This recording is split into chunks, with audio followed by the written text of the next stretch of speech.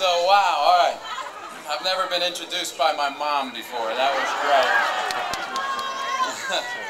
So I'm working right now over in Vancouver on the other side of North America, which is why my head is shaved. And I flew overnight last night and got into New York a couple hours ago and changed planes and came down here because I really had to tell you all in person that I think you are awesome.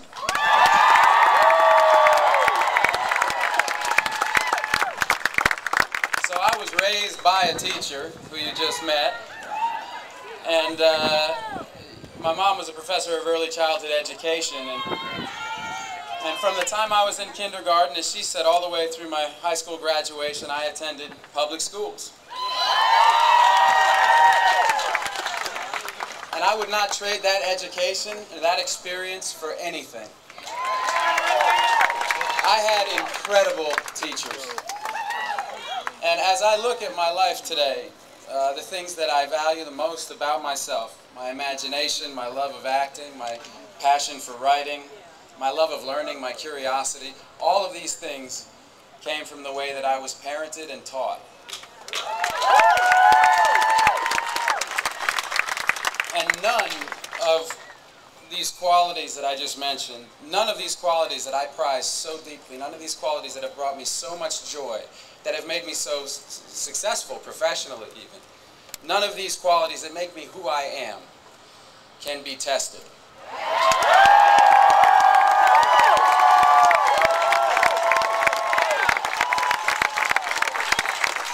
I said before that I had incredible teachers, and that's true. But it's more than that. My teachers were empowered to teach me.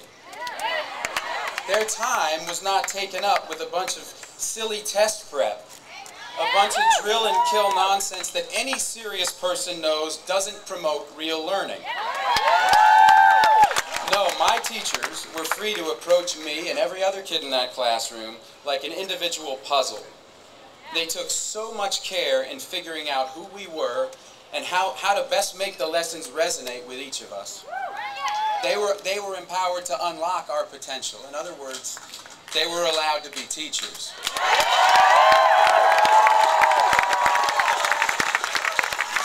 Now, don't get me wrong, I did have a brush with standardized tests at one point. I remember because my mom went to the principal's office and said, "My kid ain't taking that."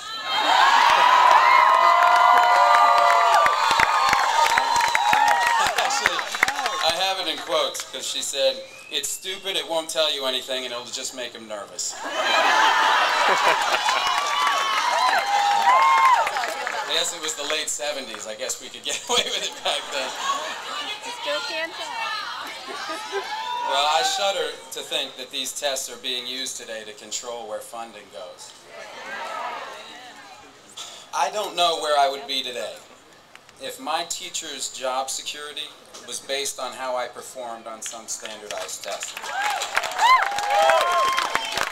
If their very survival as teachers was based not on whether I actually fell in love with the process of learning, but rather if I could fill in the right bubble on a test, if they had to spend most of their time desperately drilling us and less time encouraging creativity and original ideas, less time knowing who we were, seeing our strengths and helping us realize our talents, I honestly don't know where I would be today if that was the type of education I had. I sure as hell wouldn't be here. I do know that.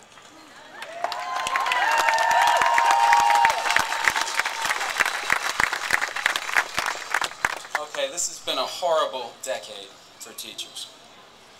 And I can't imagine how demoralized you guys must feel. But I came here today to deliver an important message to you, and I really hope you can hear it. As I get older, I appreciate more and more the teachers that I had growing up.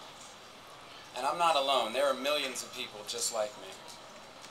So the next time you're feeling down or exhausted or unappreciated or at the end of your rope, the next time you turn on the TV and see yourself being called overpaid,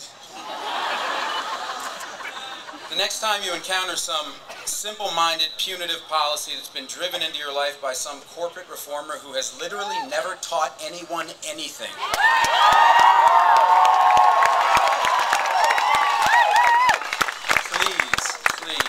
please know that there are millions of us behind you.